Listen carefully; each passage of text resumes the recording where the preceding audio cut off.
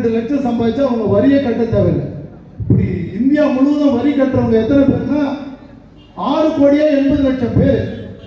இந்த புதிய 12 லட்சம் சம்பாதிக்கிறவங்க 12 வரைக்கும் வரி கட்டாதவங்க விடுபட்டாங்கன்னா 5,05,10,00,000 பேர் வரி இதில் விடுபட்டுறாங்க. வரி கட்ட தேவையில்லை. இந்த வருஷம் 1,10,00,000 பேர் தான் இதில் வரி கட்ட போறாங்க. எப்பேற்பட்ட திட்டம் நிர்மலா சீதாராமன் அவர்கள். ஆனால் இங்கே ஒரு ஆட்சி நடந்துட்டு இருக்கு, ஸ்டாலின் ஆட்சி. என்ன ஆட்சி? ஸ்டாம்ப் போடுற ஆட்சி. மோடி அவர்கள் என்னென்ன திட்டம் கொடுக்குறாங்களோ அவ்வளோத்தையும் ஸ்டாம்ப் போட்டக்கூடிய ஆட்சி. இப்போ நம்ம விளையாட்டுத்துறை அமைச்சர் ஒருத்தர் இருக்காரு, எங்க சேப்பாக்கம் திருவள்ளிக்கேணி, அந்த தொகுதியை சேர்ந்தவர் தான். ஏன்னா அப்பா பிள்ளை எப்படி இருக்காங்க ஒரே ஒரு சாம்பிள் சொல்லிட்டு நான் விடைபெறலான்னு இருக்கேன்.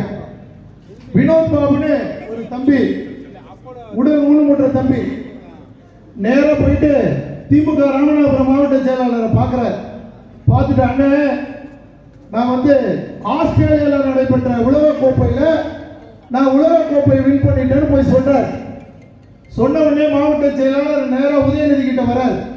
வந்துட்டு, அண்ணன் வேர்ல்டு கப் ஜெயிச்சவர் நம்ம கிட்ட வந்தாச்சு, மோடி கிட்ட போயிட போறாங்க, அவரு கூப்பிட்டு அவார்டு கொடுத்துட போறாரு, நம்ம நேரா அப்பா கிட்ட கூப்பிட்டு போயிடலாம் அப்படின்ட்டு நேரா உதயநிதி சொன்ன உடனே உதயநிதி அப்பா கிட்ட அப்பாயின்மெண்ட் வாங்கிட்டு கோட்டையில அந்த வினோத் பாபா கூப்பிட்டு போயிட்டு கப்பை கொடுத்து வேர்ல்டு கப் கிரிக்கெட்ல ஜெயிச்சிட்டாரு ஊனமுற்றவருக்கு கப்புன்னு சொல்லி.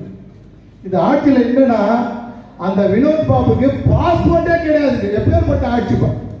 பாஸ்போர்ட்டே கிடையாத ஒருத்தர் வேர்ல்டு கப் ஜெயிச்சான்னு அப்பாவும் பிள்ளைய முதல்வர் துணை முதல்வர் 2 பேரும் சேர்ந்து அந்த தம்பிக்கு கப்பை கொடுத்து அனுப்புறாங்க. அப்புறம் 3 நாள் கழிச்சு பேப்பர்ல தெரியுது பாஸ்போர்ட் இல்லாதவங்க என்ன போய் கிரிக்கெட் விளையாடா. இந்த ஆட்சிக்கு இப்படி ஒரு பாருங்க, அவங்களோட ஆட்சியோட அவலத்தை பார்க்கணும். அதே போல நான் மாநில மீனவரணி தலைவராக இருந்திருக்கேன். அதனால இந்த பட்ஜெட்ல எல்லாமே சொல்லியிருப்பாங்க. ஒரு நாள் போவார், ஒரு நாள் வருவார், ஒவ்வொரு நாளும் துயரம். ஆனா மோடி அவர்கள் பார்த்தாரு, இந்த பட்ஜெட்ல இதுவரைக்கும் இல்லாத அளவுக்கு மீனவர்களுக்கு 25,000 கோடி இருக்கிறார்.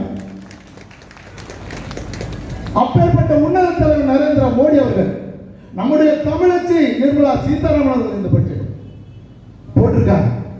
அப்பேற்பட்ட ஆட்சி, ஒரு நல்ல ஆட்சி மத்தியிலே தொடர்ந்து கொண்டு இருக்கின்றது. உங்களுக்கு எல்லாம் தெரியும், பேரை கேட்டாலே அதிர்து இல்ல. யாரு யாரு யாரு? திமுகவுக்கு ஊழல் செய்யறது கைவந்த கலை, அதை முடியெடுக்க வந்தாரையா மலை, அண்ணா மலை. 2026 வருங்கால முதல்வர் அண்ணாமலை அவர்கள் வருக வருக வரவேற்று வாய்ப்புக்கு நன்றி கூறி விடுகிறேன். நன்றி.